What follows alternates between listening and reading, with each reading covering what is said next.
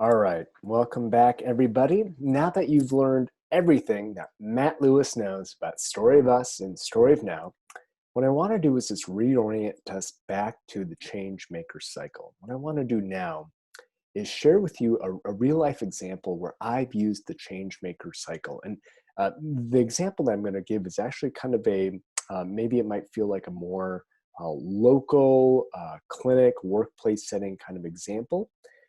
Want to share with you that I've also used it in more of the like traditional capital A advocacy, legislative, statewide legislation efforts and everything in terms of degrees and magnitudes in between. But the reason I picked this example is that, I've taught this a couple of different ways. When I start with capital A advocacy, it can feel understandably completely overwhelming. So what I want to show you is that this change maker cycle, you can really start applying to your workplace, to your teams, your learning educational setting right now in service of getting upstream systemic structural change. So let me just walk you through a quick example. A couple of years ago, I worked at a primary care clinic, and what I wanted to do was just start having conversations about racial justice and health equity and what the clinic's approach was going to be to those topics. And so what I started doing was having broad one-to-one meetings with staff all around the clinic. And, I just made the observation that there was a lot of opportunities for leadership for folks who were providers, especially physicians in the clinic that I was in. So what I wanted to do was really think about, gosh, what are the impacts, the issues that are impacting staff at the clinic? So I started having one-to-one relational meetings with staff. It was like one of the most fun things that I did in my professional life. And very quickly, as I was doing these one-to-one meetings, what I learned was that there was a big shared passion around organizational equity, workplace equity, and also a sense of belonging. Folks really feeling as though they really wanted to have a sense of belonging, like they could thrive at this workplace, and not always feeling like they were getting there as well. And in particular, I just want to lift up these stories were coming particularly disproportionately from folks who are traditionally, historically excluded from healthcare settings, from leadership opportunities, folks who were underrepresented in healthcare. They expressed feeling deeply isolated in the workplace. So all in all, I think I ended up having about 25 one-to-one meetings. We then started organizing 4 house meetings, which are just groups of folks coming together, about 10 to 15 folks, and just sharing like what their experiences have been. And I even hosted a couple at my literal house, my home.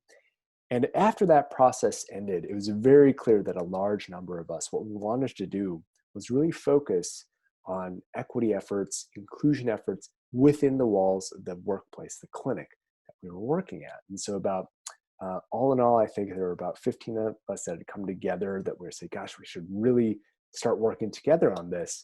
And so we said, all right, let's launch a core team. Like, let's come together and we're passionate about the stuff. We found each other. Let's work on it. And so we launched a core team. That was about 10 folks. So that was our listening process, that top step. I just did a bunch of one-to-one meetings, just listened for what are the shared values, shared passions, shared pressures that folks were experiencing. In this case, it was workplace equity and inclusion. So then we started moving to the team maintenance phase. And let me tell you, oh my gosh, did we do a lot of forming, storming, and norming. And in particular, I would say through that process, as we built that team, we probably pulled on all of those relational leadership skills that you see on the right-hand side there. If I had to reflect, we particularly pulled on psychological safety and Tuckman's the most. And, lots of the core team members shared that they weren't used to having voice and input on a team. It was strange for them to be on a team where they felt like they were participating, contributing, driving a lot of the decisions. And sadly, a lot of folks on that team also expressed that they weren't used to feeling psychologically safe at work or on a team either. So being able to talk openly, explicitly about what are things that folks need to feel safer or braver in this space, that was a stretching moment for folks. And naming, gosh, I think storming is happening right now. How do we reshift different norms? How do we actually explicitly name those norms? Were stretching moments. So we spent a lot of time creating intentional norms for how to implement consensus decision-making models where there was an inclusive process, that was more important than just getting to rapid outcomes in our efforts. And we also talked explicitly about confidentiality of our efforts too, that we had this thing of like the stories stayed, but the learnings left, right? The learnings can leave the team, but the stories stayed. So we did a lot of intentional working. Like on the outside, it probably didn't look like we were getting much done, but on the inside, there was just a ton of relational team maintenance work. And by the end of that, we just felt like we were just a foundational unit of change. We really felt like we were a team, that we were that we had really gelled. And that's when we were kind of starting to move towards that third part of the change maker cycle, the mobilize part. And that's when we started doing one-to-ones with leadership in the clinic. And the particular decision maker that we met with was the director of our clinic. And this particular director came to us at a time that was relatively new and had come to us from a culture where change was traditionally in that setting led by clinicians, particularly physicians, where he was from. So initially, he expressed a lot of hesitance about a largely staff-led effort. I was the only clinician on the team. And so we said, we really have to develop a relationship with this leader. And so a number of us had one-to-one meetings with this director. And what surfaced from those one-to-one meetings was a very apparent deep passion for employee well-being. He had come from a prior workplace where there was constant turnover, constant churn, and it burned folks out, including him. So he was like, I never want to create that kind of culture again. I never want to experience that culture again at all. So, we went back as a team and we said, gosh, yes, we have to appeal to the head. So we created this meticulous, detailed proposal on how we were going to launch a health equity work group that was focused on promoting workplace inclusion. And we directly tied it to well-being, right? Workplace inclusion, a sense of belonging, a place where all folks can thrive. We tied that to well-being. And we also appealed to his heart. And how we did that was with a story of self, us, and now. And I'm just going to zoom through these a lot faster than Matt has taught them to you. But, this is a story that one of our core team members shared. And she said that it's okay for me to share this. But she had said, she was sharing the story with this leader. She said, I have worked at this clinic for longer than anyone else here. I've been here for over 20 years. And, I'll be honest with you, for a lot of that time, I have felt marginalized as a person of color, as a woman of color, due to my racial and cultural identity. And a couple of years ago, something really painful happened. I became really sick. I got hospitalized. I went to the hospital. I was there for a week, and I waited, and I waited, and I waited, and nobody came to visit me. And in that moment, how I saw the clinic, she said, in that moment, how I saw it was me working at this clinic. It went from a vocation that I was deeply passionate about to a 9-to-5 job. I used to be so passionate about waking up and coming to this clinic where I could work with communities that didn't have equal access to healthcare, and I was proud of that. But in that moment, as I waited for folks and realized that I was just another cog in the wheel, it just became a job to me that I woke up for. Then she shifted to a story of us and said, then I met this group. Several months ago, we started having conversations. I had conversations with this person and this team member. And all of a sudden, that sense of passion, that sense of vocation of working here for the very first time since I was discharged from that hospital, it came back. I saw hope and I saw support. I saw the vision for what this clinic was supposed to be through those actions. And then she shifted to a story of now. She outlined a nightmare. She said, here's the nightmare state. Other staff are feeling what I'm feeling, right? They felt isolated in the way that I felt in that hospital bed. And folks, their well-beings are taking a hit because of that. Worse, patients might be feeling that isolation too. So you director, you have a choice, right? You stand between us and being able to get what we want from this nightmare state. You can help us to do something about it by forming this health equity committee. And if you do so, you can help us get to a dream state. And that dream state was, not only do we just have more employee engagement, employees who feel well, but we can become a leader. We can become a leader in this clinic of developing equity and inclusion within our walls and outside of it. And that was kind of how the story of Self, Us, and Now had went. And of course, we had worked together as a team to really say that. But the leader incredibly moved. We had appealed to the head with this great, thoughtful proposal, but we made sure to appeal to the heart. And that all came from having a one-to-one and knowing that employee well-being, linking that to our passion for justice, for inclusion, with personal stories of not just this individual team member, but the story of who we were, the story of us, and why this moment called for all of us to act on, including that decision maker. Then, of course, we did a reflection stage as well. We celebrated our victory. We all bought lunch. It was burritos. We bought lunch together, ate that like we had our whole agenda cleared that next meeting, because we were just going to celebrate. We said, what did we learn? Let's lift up new leaders. One of the team members said, I've never been part of a committee on this clinic. I've never been asked to be part of one. And this feels great. It feels great to be part of change with you all. And we continue to be a committee now. We call each other family. This was a really bonding moment for us. So that is just a overly smooth, overly linear summary of how I've used the change maker cycle in terms of my professional identity. And I've seen it pop up over and over again in terms of the work that I've done. Of course, many folks, last time we had a previous RLI come back, talk about an effort that she had done in terms of starting a gender equity committee at OHSU as well. So it's been really, really rewarding to see how folks apply this in their own work. So really quickly, a teaching moment with the change maker cycle. Every piece is really key, right? Just think about what would happen if we took out one single part of this cycle, right? So if we took out the listen stage, what would happen, right? If it was just team maintenance, to mobilize, to reflect, what would happen?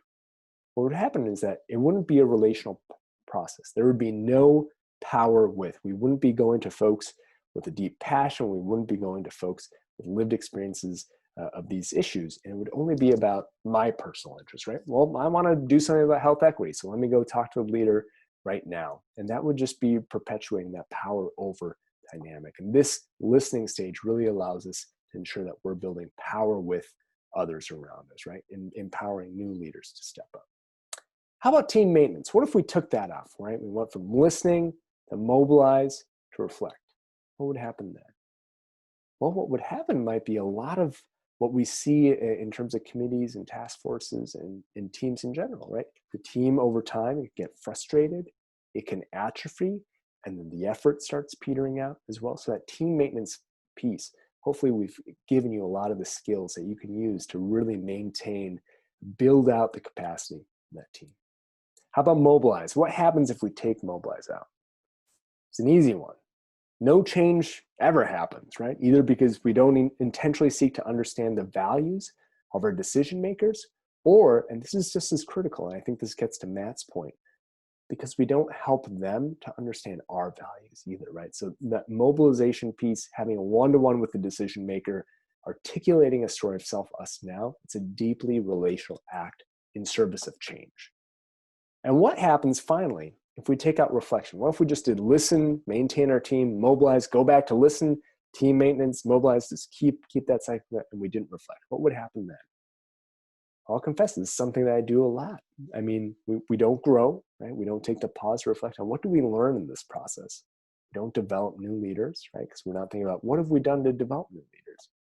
And something I get into is that we burn out, right? We don't celebrate the good things that have happened in this process, right? If we hadn't taken the time for those burritos after we had been formally named to be a committee where we can write the policies in the clinic to be more equitable and more inclusive, we could have burned out, right? And there's no contextualization if those efforts didn't happen of what happened, how can we improve it for next time? So each of these pieces are key.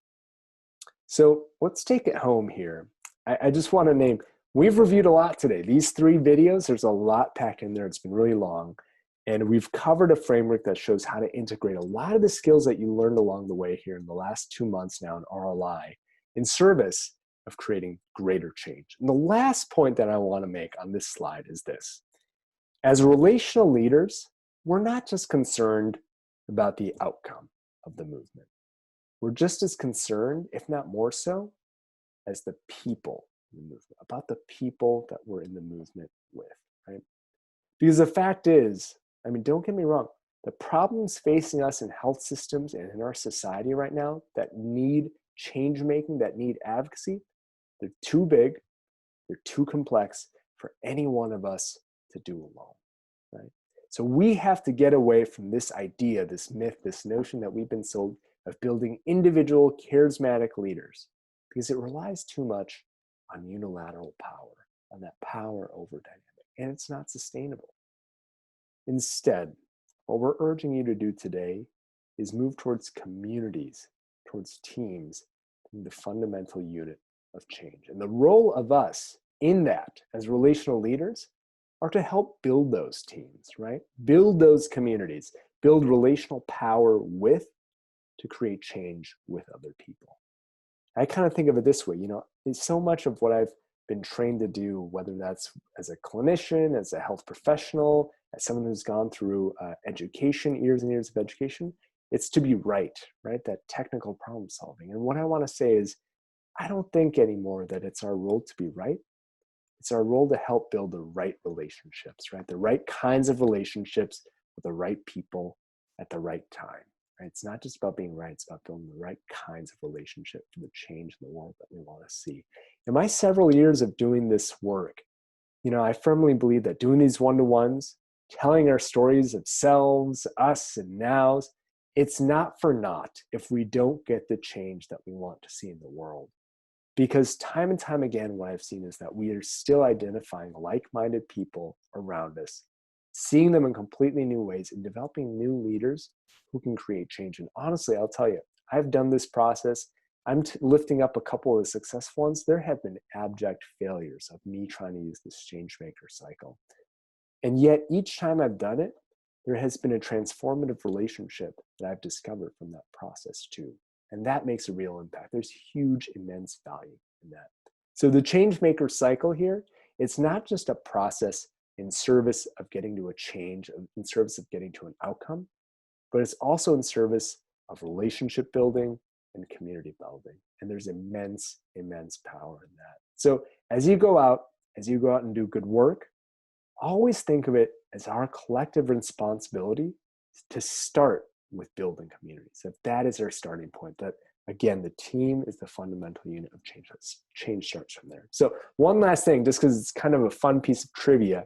If you look really, really hard at who's standing at the bottom of this auditorium on this slide, it will be, if you can guess, a very young Andrew Morris singer. So this was one of the initial listening stages that he did implementing the Changemaker cycle to launch a nonprofit organization that he's since been a part of for, I believe, 10 years as of this year, called Primary Care Progress. And the Relational Leadership Institute works closely with that group as well. So just a fun piece of trivia there. All right. So one last final double click on a slide that you saw on our very first night together in Intro to RLI. And you've seen, I think, almost every session since. So in our efforts in RLI to nudge along a new leadership paradigm that takes us from the left-hand side to the right-hand side of leadership and teamwork. What we hope is that in this session, this model of advocacy that we've given you provides a slightly new model for change that moves you from acting as an individual, from towards building a collective, from overemphasizing the technical, the logic, the data, and towards embracing relationship-based, values-driven change, and towards thinking about how do I build more followers in this change that I'm about to do, and really getting in the mindset of how do I build power with and build leaders, lifting as I climb. So we hope that this has been a way of integrating all of those things along the leadership paradigm of really trying to get, like we said our first night, building teams towards becoming more like a living organism that's dynamic and shifting and adapting to the culture and the context around it. All right, friends. So one last thing. Oops, sorry about that. Quick agenda review. So today we talked about power, moving from unilateral to relational power, from power over to power with.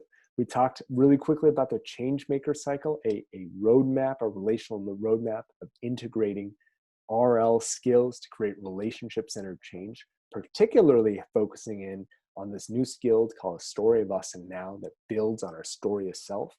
And finally, we talked about the importance of tending not just to the movement, not just to change, but really lifting up and elevating the joy of tending to people in the movement, of building other leaders around us and empowering them to act with us for change as well. So, what lies ahead for us is that we only have one more session left. It goes by so fast. Every time I'm like, oh my gosh, we've got 2 to 3 months. And then on the other side, I'm like, wow, that went by so quickly. Y'all have been such a great cohort. We have one more session left. It's on closure. And it's really going to pull on a lot of the themes that I talked about in the Changemaker cycle with that last step of reflect. We're going to share with you why closure is an often overlooked process in teaming. And yet when you experience it, it can be just one of the most deeply profound experiences that you can have on a team. So we want you all to be able to make note of that, to be able to use it on your teams, on your projects, and feel the impact of it here as well. So thanks so much for listening to me and Matt on this session on Advocate to Accelerate Change. We hope that there's been bits, if not large parts, that have been useful for you. And as always, reach out to us with anything, any questions, any new insights, any feedback, anything that we can do to make this more applicable to where you are in your leadership journey. So thank you all so much. We'll see you soon. All right. Take care.